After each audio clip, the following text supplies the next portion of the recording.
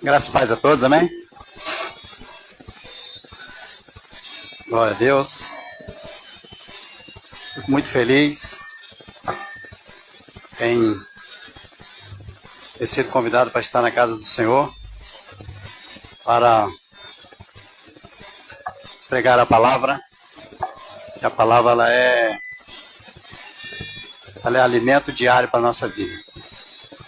Temos aprendido muito com as mensagens, do pastor ao qual ele tem colocado todos os dias, que devemos meditar e colocar em prática, fazer como os bereanos. Os bereanos, eles tinham essa qualidade.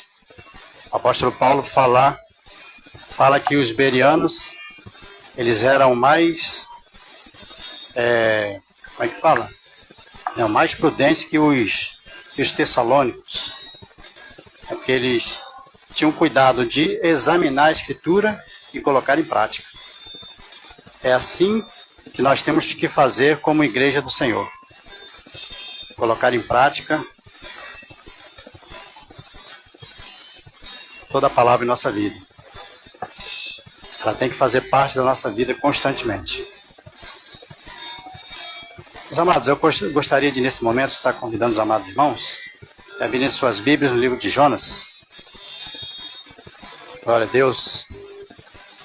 É uma mensagem a qual o Senhor colocou no meu coração e que eu sei que vai falar poderosamente ao coração da igreja. Nós temos aprendido que tudo que ocorre é para o bem daqueles que amam a Deus e é para tratar o caráter de cada um. O nosso caráter precisa ser mudado e moldado a cada dia. Os amados encontraram? Livro de Jonas? Amém? Vamos agora ao capítulo 4. Lá no finalzinho, a partir do versículo 10. Disse assim a palavra do Senhor. Tornou o Senhor. Tens compaixão da planta, que te não custou trabalho, a qual não fizeste crescer, que numa noite nasceu, e numa noite pereceu.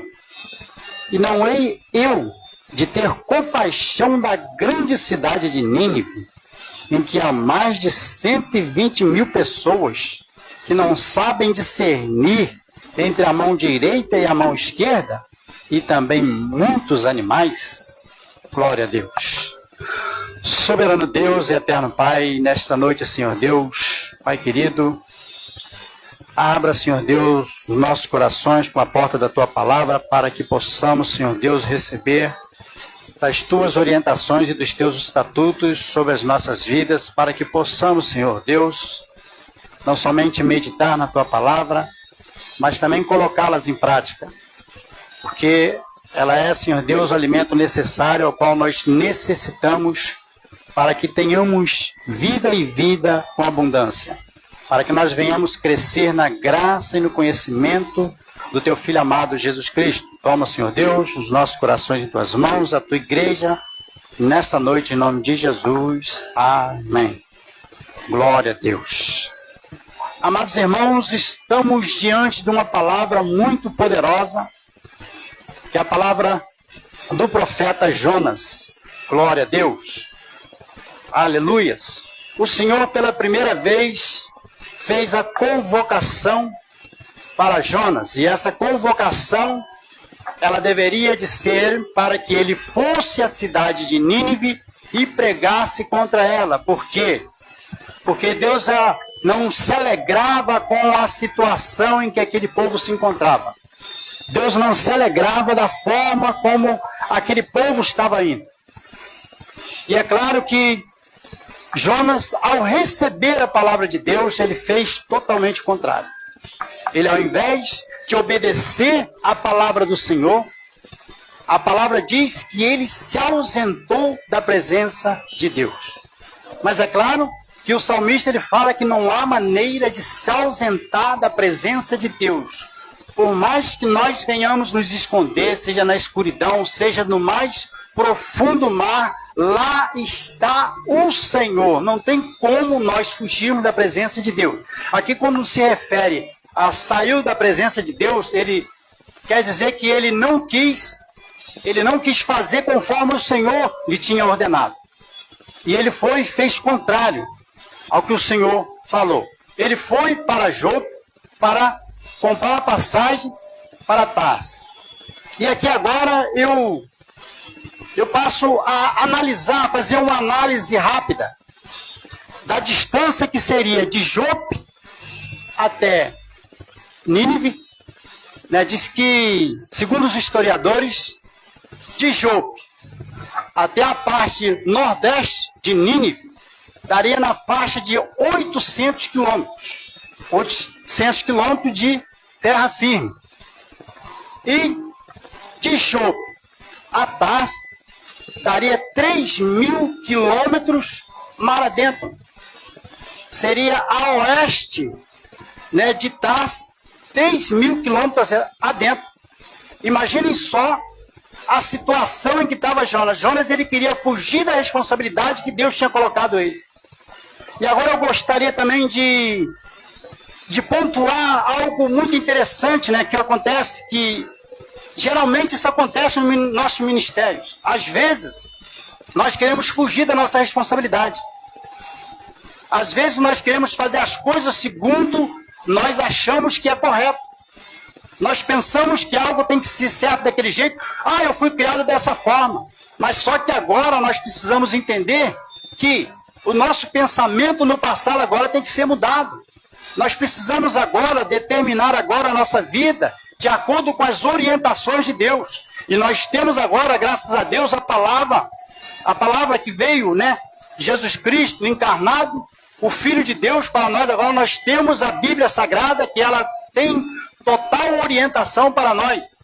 Antigamente as pessoas, elas tinham a unção de Deus e elas eram instruídas, cada um, para poder fazer conforme o que Deus mandava. Mas agora Jonas, ele estava fazendo totalmente o contrário do que Deus tinha mandado ele fazer.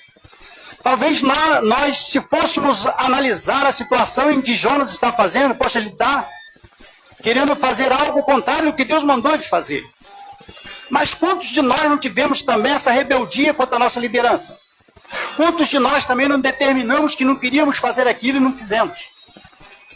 Às vezes nós queremos simplesmente pontuar o erro do irmão e não queremos ver o nosso. Queremos às vezes que os nossos erros sejam perdoados, mas nós não queremos perdoar o erro do irmão. É dessa forma que acontece. E ali agora, Jonas, ele vai e segue, ele vai, compra a passagem dele, ele vai e entra no navio, e ele vai para dentro do porão, e lá, ele vai descansar, lá ele segue num sono profundo. Quantos de nós, na atualidade, temos pessoas que estão vivendo num sono profundo? Pessoas que elas não estão valorizando o tempo que está tendo com Deus, o tempo que está tendo para observar a palavra de Deus. Porque, na verdade, nós precisamos desse alimento para que nós venhamos ser fortificados espiritualmente e conduzir as nossas vidas e fazer com que os nossos filhos, fazer com que a nossa parentela também venha ter uma educação eficiente com Deus no controle. Porque Deus, ele é soberano. De um jeito ou de outro, se eu não fizer, Jesus ele falou que se eu não fizer, se eu não clamar, as pedras vão clamar no meu lugar. Nosso Deus, ele é soberano. E de alguma forma vai ter alguém para pregar o evangelho, vai ter alguém para levar a mensagem que ele mandou. E agora aquele homem está naquele lugar. E olha só como ele ficou, Ele nem se interessou pela missão que Deus tinha colocado na mão dele. E ele pôde descansar. O camarada pôde até roncar, alguém teve que acordar ele. Porque a situação estava feia. O mar começou naquela agitação, aquelas pessoas que eram acostumadas com o mar, elas estavam totalmente apavoradas. E elas começaram a se desfazer de suas coisas, de seus objetos, de seu pertence, porque elas achavam que, quem sabe, que se o navio ficasse um pouquinho mais leve, talvez acalmasse um pouquinho. E ali elas oravam aos seus deuses e não tinha resposta. E o mar continuava se agitando mais ainda. Aí chegou um dos marinheiros e foi aonde estava Jonas. E chegou lá e perguntou, vem cá, tu não se importa na situação do jeito que se encontra? O que nós estamos passando, como nós estamos perecendo? De onde você é? O que você veio fazer aqui? Me conta um pouco da sua história.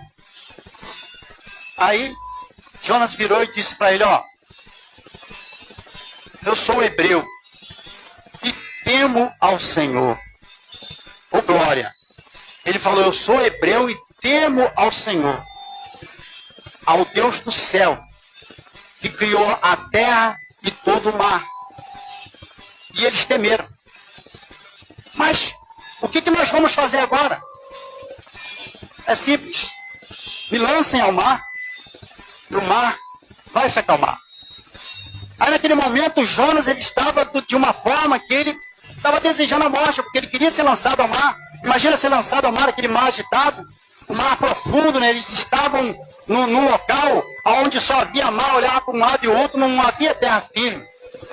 E ele agora estava desejando a morte, não pode me jogar ao mar, que isso tudo vai se acalmar, porque essa situação está acontecendo por culpa minha. E olha só, muito interessante, ele viu que aquela situação estava daquele jeito porque foi ele que causou aquela situação. E algo muito interessante, como foi falado aqui, a misericórdia do Senhor nos alcançarão. As misericórdias do Senhor nos alcançarão. E aonde ele estava, por mais que ele não estava fazendo a vontade do Senhor, mas a bondade e a misericórdia do Senhor estava com ele. Porque ali aquelas pessoas, assim que lançaram Jonas, e eles ainda estavam preocupados. Eles preocuparam assim, eles foram ainda orar a Deus, olha só, os pagãos. As pessoas que estavam ali naquele local ali, eles ainda oraram a Deus. Ao Deus que eles ainda não conheciam. Eles falaram assim, ó, nós iremos jogar esse homem ao mar, mas que a morte dele, nós não sejamos culpados da morte dele. Eles não queriam, eles ainda tentaram as outras formas, tentaram ainda fazer com que a embarcação elas fossem para a terra firme, mas não tinha como, que era da vontade de Deus, e jogava mais e mais mar adentro, e a situação estava piorando. Aí eles não viram outra situação a não ser jogar Jonas ao mar. Jonas foi jogado ao mar, e o mar se acalmou. Tem aquela calmaria. Aí aqueles homens ficaram maravilhados. E eles fizeram votos ao Senhor. Imagina ali, eram pessoas pagãs, pessoas que adoravam outros deuses, mas elas agora estavam sendo transformadas pelo Senhor. Porque a bondade e a misericórdia do Senhor estava sobre a vida daquele profeta. Ele estava fazendo coisa errada, por quê? Porque ele estava fugindo de algo que o Senhor tinha colocado para ele fazer. Mas a bondade e a misericórdia do Senhor estava com Jonas. E aquelas pessoas foram abençoadas. E quando Jonas estava, ali dentro daquele grande peixe, no capítulo 2, foi o momento em que ele teve. Imagine que agora, Jonas ele teria um tempo para poder se dedicar à oração. Deus às vezes ele não coloca um determinado tipo de oração para nos lembrar que nós precisamos orar ao nosso Deus. Às vezes nós queremos algo, às vezes nós queremos que algo aconteça, mas nós temos a resposta, que é a oração. Deus está ao nosso lado, meu filho, ora, eu tenho a sua solução. Não tem esse problema que você está passando, você está desesperado, eu sou a solução do seu problema, ore. Eu estou aqui para resolver, eu estou preparado para te dar o galardão. Ore. E agora, Jonas ficou 3 dias e 3 noites ali dentro do peixe. Agora imagina o milagre que aconteceu ali. Durante 3 dias e 3 noites, eles estavam num local onde não havia luz, era treva pura. E fora aquela movimentação, porque o peixe ia para lá e para cá, o peixe precisava se alimentar. E ele estava naquela situação, tudo escuro, não dava para ele ver nada. E fora que naquele local também, havia também um mau cheiro intenso. E ele ficou ali durante 3 dias e 3 noites. E ele orando ao Senhor, ele pôde concluir: a salvação vem do Senhor. Isso daí o Senhor lembrou a ele, porque ele já conhecia. Algo muito interessante que nós precisamos saber é que Jonas, ele conhecia Deus muito bem. O profeta, ele conhece ao Senhor muito bem. O profeta, na verdade, quando ele é utilizado para poder falar com as pessoas, para poder pregar, para poder profetizar para as pessoas, ele vai fazer aquilo que está no coração de Deus. Ele não vai se auto-apresentar. Ele vai se apresentar, ele vai apresentar o Deus que ele está servindo. Ele não vai chegar e falar que é só, eu sou fulano de tal. Não. Ele vai estar representando o Deus que o enviou. Até o próprio Cristo mesmo, Senhor e Deus. Em tudo ele falava: eu estou aqui para honrar aquele que me enviou. Assim mesmo ele se despiu de toda a sua glória. Assim mesmo ele deixou como exemplo que servir é algo grandioso e que é algo que todos nós precisamos almejar servir. Ó, tem dessa forma que eu fiz com eles aqui, ó, lavar os pés.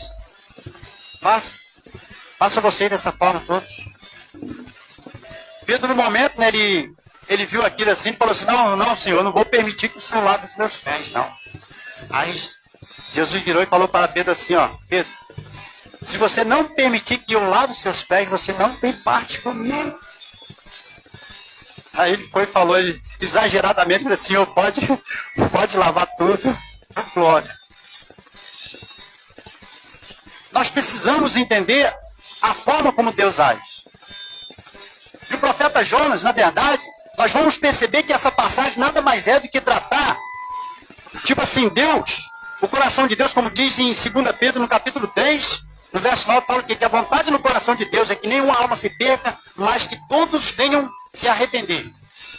Essa é a vontade de Deus. Seja a criatura boa ou má, essa é a vontade no coração de Deus.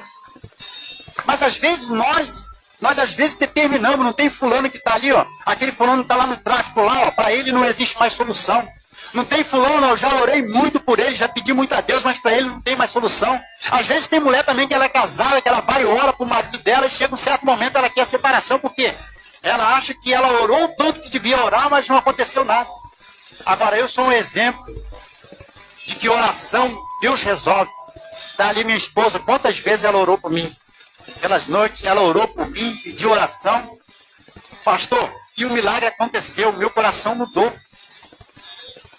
E eu falo com convicção que hoje, no meu coração, eu amo essa mulher. Eu tinha dúvida no meu coração. Porque o senhor sabe que muitas das pessoas, quando casam, elas casam pensando em ser felizes, mas não em fazer a mulher feliz. Né? E Deus, ele ouviu a oração dela e mudou por completo o meu coração. Eu estava mergulhado no lamaçal do pecado, mas Deus me tirou de lá, me arrancou de lá com mão forte. E sabe, quando as pessoas estão no lamaçal, a pessoa não vai dizer que o negócio é ruim, porque aquilo dali vai favorecer a vontade da carne, a pessoa não vai sentir vontade de sair dali, vai ficar preso. E eu fui sair daquele lamaçal, perdi 5 anos de trabalho da minha vida, mas saí de lá com a alma leve. E eu não me arrependo de nada que eu fiz. Não me arrependo de ter deixado tudo para trás. Por quê? Porque Deus mudou o meu coração por intermédio da oração da minha esposa. E ela está aqui para contar esse testemunho. Fizemos 31 anos de casado. Estamos aqui, firmes e fortes. Passamos por altos e baixos, é normal na vida de cada casal passar por isso. E assim Deus, ele tem trabalhado nas nossas vidas. E analisando a vida de Jonas, o coração dele precisava ser tratado. E nós vamos perceber que ele tinha esse problema no coração e Deus teve uma paciência danada com ele. E Deus, quando se referia a ele, quando falava com ele, ainda falava de forma serena. Imagina o Deus Todo-Poderoso falar com ele que assim: Jonas, então, tu acha razoável esse seu sentimento que você está nutrindo por esta cidade? Você acha isso razoável, Jonas? Imagina. E o que eu acho muito interessante em Jonas, que ele era sincero de coração. Ele era sincero de coração, ele falava o que ele estava sentindo. Às vezes existem muitas pessoas que sentem algo, mas elas não revelam aquilo que elas estão sentindo. Às vezes ela fala o que ela não está sentindo. Por quê? Porque ela acha mais interessante agradar a pessoa que vai ouvir do que favorecer a verdade de Deus no coração dela. Porque, na verdade, tudo que Deus permite é para poder tratar algo. E essa passagem de Jonas aqui, o tratar foi mais no coração de Jonas do que aquele povo. E Deus, ó, ele se manteve ali, ó. De todos, Deus chamou Jonas. Ele foi a primeira vez, recusou. Aí agora lá no capítulo 2 ele foi, orou ao Senhor, o Senhor foi. E deu para ele uma nova tentativa. Ele foi, chegou. Lá naquele momento que ele estava, naquela escuridão, orando a Deus. Ele foi, chegou e lembrou-se do momento que ele estava dentro do templo, adorando ao Senhor. Será que eu vou estar no seu santo templo te adorando? Imagina. Imagina quantos de nós, às vezes, somos ignorantes e não lembramos desses pequeníssimos detalhes.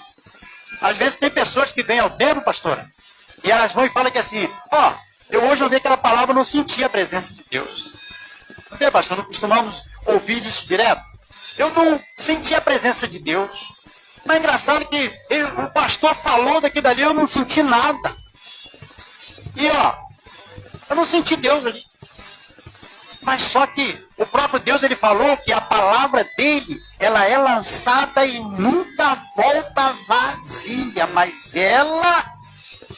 ela cumpre o que apraz ao coração de Deus. Nós somos simplesmente instrumentos. E eu e você não temos que estar preocupados com a quantidade de pessoas que vai ser receptivo com a palavra de forma positiva ou negativa. Nós não temos que ficar preocupados com isso, né, pastor? Eu aprendi isso com o meu pastor. E outro detalhe, nós vamos perceber que a intenção de Jonas não era nenhuma de que aquele povo se convertesse. E ó, que foi a pregação mais bem sucedida de toda a história. Foi a pregação mais bem sucedida de toda a história. Aí quando chegou lá no capítulo 3, aí Deus vai e chama Jonas pela segunda vez. E Deus chamou, fez a convocação pessoal para Jonas pela segunda vez. Olha só, a oportunidade que ele ainda estava tendo de fazer a diferença, de ser instrumento de Deus, de abençoar vidas. E além de abençoar vidas, ele também ser curado. Porque quando nós liberamos a cura, quando nós liberamos o perdão, nós somos também curados. A cura, ela está em nós, falta nós liberarmos o perdão. Nós liberando o perdão, a situação do milagre, ela é recíproca. Quando nós liberamos o perdão, nós também temos a cura de ser perdoado. E nós sentimos assim, o coração leve. Nós sentimos que Deus fez uma mudança radical na nossa vida. Por quê? Porque agora nós nos rebaixamos.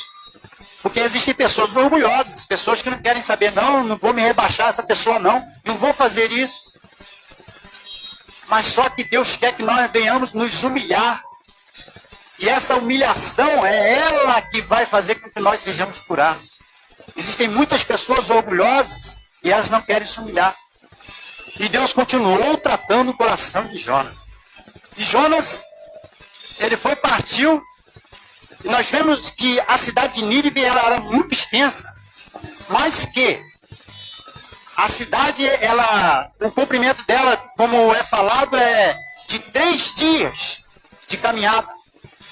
E Jonas, ele tinha andado 1 dia nessa caminhada. E olha só o milagre que ocorreu. Ele andou 1 dia, e nesse 1 dia que ele foi, pregou o que Deus falou para ele pregar para aquele povo, ouviram a mensagem de Jonas, aquelas pessoas se converteram, se humilharam, e a notícia chegou até o rei. O rei também se humilhou, se vestiu de pano de saco, e ele fez um decreto para que todos jejuassem durante 3 dias, ninguém bebesse nem comesse nada, e orassem a Deus para que ele voltasse atrás na decisão. Eita glória! A pregação mais bem sucedida. Imagina, pastor, ele andou simplesmente 1/3 do teu percurso, pregou a palavra, e o milagre, a transformação de Deus, ela foi assim, ó. É porque não dependeu de Jonas. Jonas, ele queria que aquele povo fosse condenado, por isso que ele se mandou. Nós vamos ver lá no capítulo 4, que ele chega e fala, Senhor, eu sabia que o Senhor é Deus amoroso, é Deus de amor, é Deus de compaixão, Deus que não se ira, Deus que demora em se irar. Eu sabia que o Senhor ia perdoar esse povo, por isso que eu não quis ir lá. Agora, Jonas, ele tinha uma ira desse povo, ele não tinha medo desse povo. Como eu aprendi com o meu pastor, profeta não tem medo. O profeta, ele apresenta o coração de Deus. Ele fala o que está no coração de Deus. Ele não se apresenta como ele próprio, mas ele é o próprio Deus. Ele, no caso, está sendo representante legal de Deus e falar os sentimentos totais de Deus. Ele não tinha medo daquele povo, mas ele tinha uma revolta devido ao passado. Porque Nínive, que era a capital da Síria,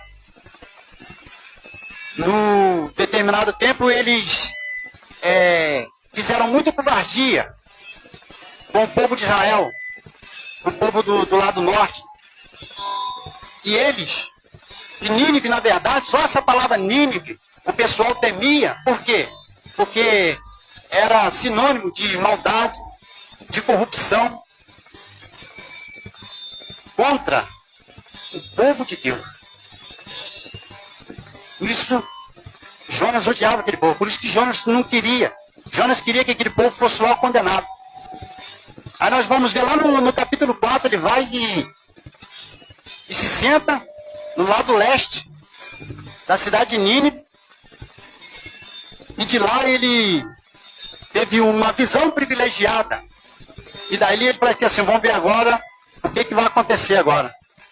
Mas só que a pregação de Jonas surtiu efeito no coração daquelas pessoas. E aquelas pessoas se arrependeram.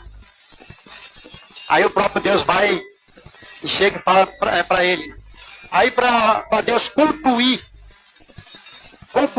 o milagre sobre a vida de Jonas, ele foi e fez uma árvore ali, acho que era a baboreira, né? Que ela vai e cresce de um dia para o outro.